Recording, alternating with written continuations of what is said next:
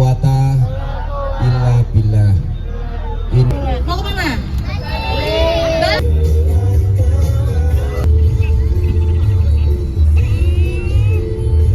Bahkan pasar pun ada di situ. Pasar warna biru ini merupakan, jadi kurang lebih ada beberapa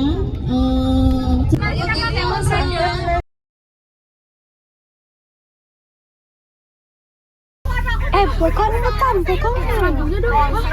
teman-teman, lihat ini. Wah, hari adik-adik semuanya tidak sadar. Setelah itu kalau sudah sadar busnya Hai guys, ada pelabuhan. KMPS Simber.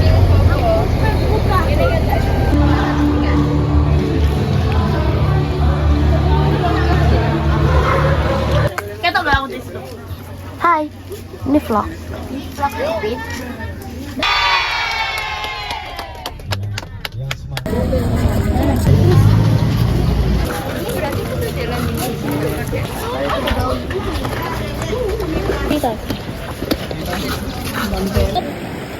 Oh my, kena.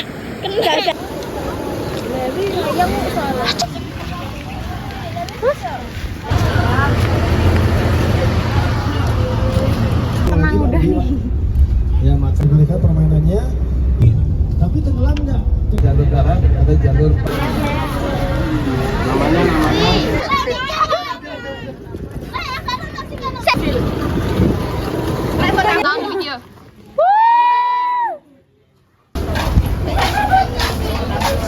Airnya lagi surut.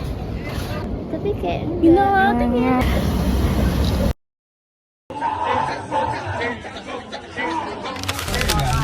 Aku sama ini Bu, aku sama ini. Itu nggak apa-apa. Kita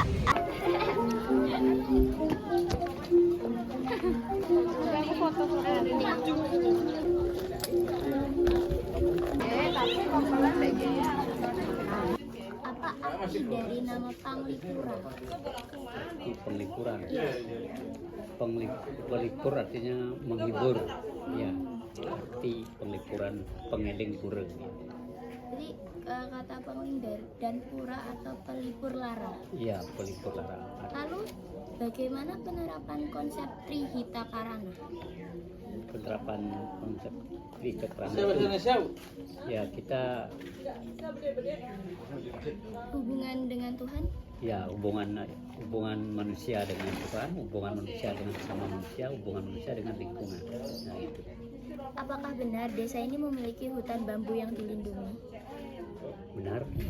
Kalau misalnya ada warga yang nebang sembarang bambu itu dapat hukuman atau apa?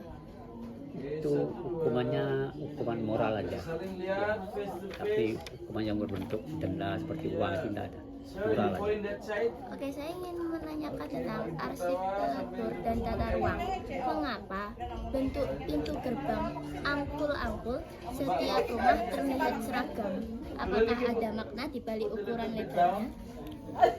Kalau bentuknya memang sama, tapi tidak sama persis. Iya, yang sama cuma atap, tapi ukurannya juga tidak sama persis. Dibentuk seperti begini karena apa? Keluar pintu masuknya itu untuk manusia aja, bukan untuk sepeda motor. Kalau sepeda motor buat belakang, hanya dibuat seperti ini.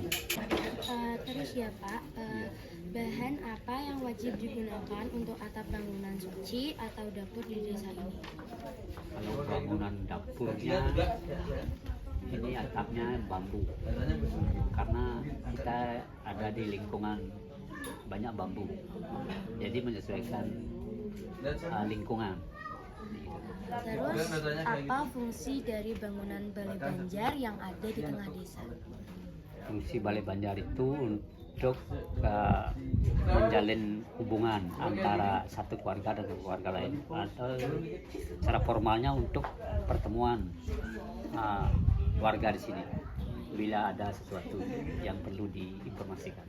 Apa mata pencaharian utama penduduk desa Panglipuran selain dari pariwisata? Selain penghidupan selain berwisata itu ada yang bertani atau petani. Itu ada yang petani juga banyak, buruh juga ada, karyawan swasta juga banyak gitu. Pegawai negeri juga ada gitu. Jadi sama dengan penduduk-penduduk yang lain mata pencaharian. Tapi yang lebih menonjol di sini pariwisata. Kalau boleh tahu, Karang Memadu itu apa, Pak? Kalau Karang Memadu itu adalah tempat orang bersuami istri yang mempunyai istri lebih dari satu. Itu disebut memadu. Ya. Bagaimana cara warga menjaga kebersihan sehingga desa ini dinobatkan sebagai salah satu desa terbersih di dunia?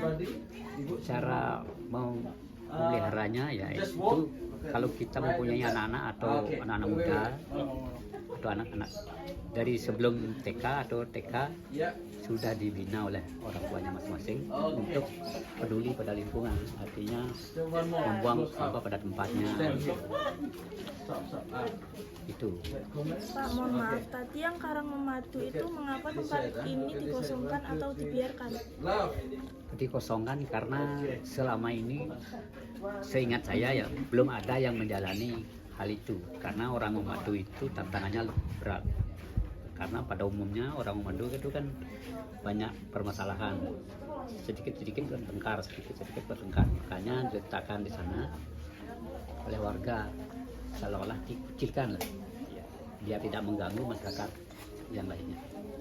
Gitu. Terima kasih, Bapak. Oh ya. Hai guys, jadi harus wawancara.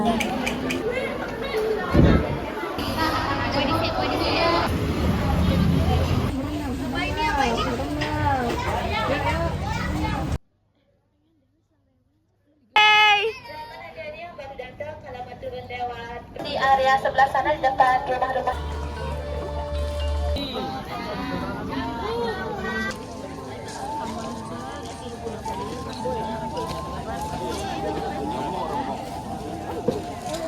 Tiga hari. Jadi kakak bisa bilang kasarnya kurang lebih 2 minggu 3 hari paling cepat ya. Terima kasih. Ada pertanyaannya dan mulai berdiri dan beroperasi. Kapan pabrik coklat ini mulai berdiri dan juga beroperasi? Jadi untuk Kokolen sendiri merupakan sister company dari pabrik asli kita. Jadi pabrik asli kita itu bernama Chow Coklat ya. Chow Coklat itu sudah berdiri dari tahun 2016. Sudah berdiri dan beroperasi dari tahun 2016 tadi ya. Lagi pertanyaannya? Untuk mendirikan pabrik coklat ini. Yang pertama, owner atau pemilik pabrik ini adalah orang Bali. Itu yang pertama, kita produk lokal. Nah, dulunya bapak owner kami merupakan juga seorang petani kakao, yang dimana dia bagaimana cara membuat coklat sehingga beliau mendirikan pabrik ini. Tujuan beliau bukan semata-mata hanya untuk menambah bisnis atau bagaimana, namun beliau juga ingin membantu para petani lokal sehingga para petani di sana tidak perlu menjual lagi biji kakao mereka ke tengkulak, namun bisa langsung menjual ke pabrik tentunya dengan harga yang lebih tinggi. Jadi kurang lebih seperti itu adik. Visi atau misi pertama dari perusahaan kita, yang pertama kita ingin mengenalkan dan juga mengembangkan produk lokal kita, produk lokal asli Bali yang sudah terjamin dan bersertifikat organik ke khalayak yang lebih luas. Yang kedua, itu misi kita salah satunya adalah untuk membantu para petani lokal dan membantu warga lokal dengan membuka lapangan pekerjaan dan juga nanti memberikan akses sehingga para petani bisa menjual hasil panennya ke pabrik langsung. Dengan lebih seperti itu adik, jawabannya ada lagi mungkin pertanyaannya? Yang lainnya ada lagi? Adik silakan.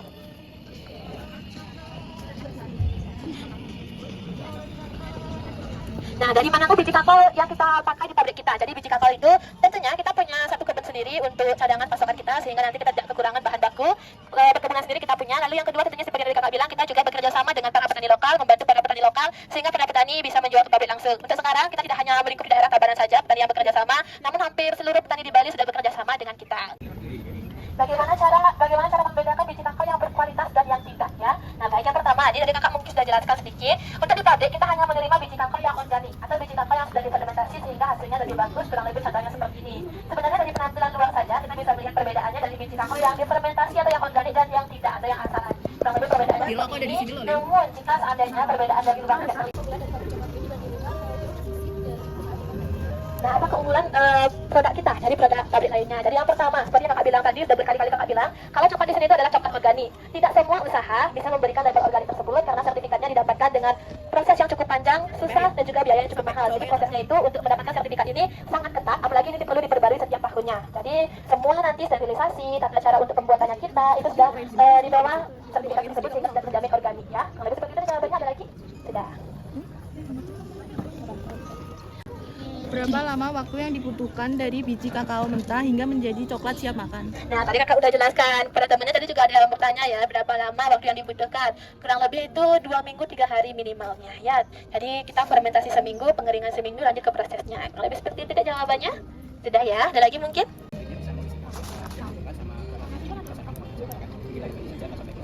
Baik, ada lagi adik? Sudah cukup. Baik, teman-teman, makasih banyak adik ya. Nah, berapa kira-kira kapasitas yang bisa pabrik kita hasilkan untuk coklatnya dalam jangka waktu setahun? Dalam setahun, kita bisa memproduksi coklat mungkin lebih dari 3 ton. Karena kita tidak hanya menjual di sini di Bali saja, kebetulan kita juga ekspor ke negara lain. Contohnya kita sudah ekspor ke Dubai, ke Aussie juga. Kita baru tembus kemarin pasar Aussie, Bu, yang dimana pasar Aussie ini terbilang cukup sulit ditembus. Kita udah tembus kemarin kurang lebih 2 kontainer truk besar untuk dark coklat semuanya. Jadi itu bukan raw material, bukan berupa bahan mentah, namun juga sudah menjadi coklat ya. Jadi maka dari itu produksi kita cukup banyak ya. Ada lagi mungkin pertanyaannya, Adik? Sudah, terima kasih banyak atas pertanyaannya. Ada lagi mungkin teman-teman? Varian rasa yang dari bestseller, kita di sini ada 4 jenis coklat, ada dark coklat itu yang bestseller 73%, lalu ada vegan coklat juga termasuk produk yang bestseller, lalu untuk coklat konveturnya, coklat paling bestseller itu coklat dengan rasa kacang almond, kacang cashew, kebanyakan pasti adik suka ya. Lalu yang popcorn coklat yang bestseller kita ada rasa matcha, tiramisu, cookies butter. Bali. Jadi adik-adik hari ini kita akan ada seri lagi, kelas lagi. Ya lagi. Ayo, kita hampir mau. Ini perbedaannya ya dari biji kakao yang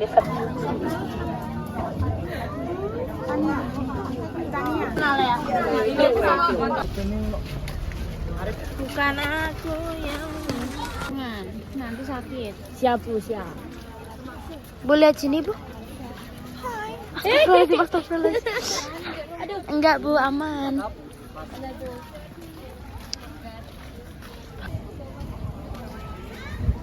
Ya.